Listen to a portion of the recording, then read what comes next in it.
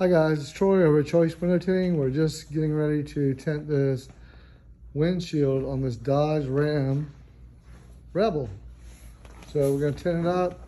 I'm gonna show you how we do it. Oh, by the way, I've been told that it's not a Dodge, it's just Ram. Okay, so we're here in the front seat. I wanted to show everyone what we're using. That's our technician over there, that's Alex. All right, so we got two of these soak ropes. We have one here, one here. We have two ropes tucked inside here. Then we have this dash cover that's made and designed specifically for windshields. That way when we tint this, we're gonna add water and we wanna make sure that we don't have any problem with your electronics. So we go way out of our way to make sure that no electronics are damaged.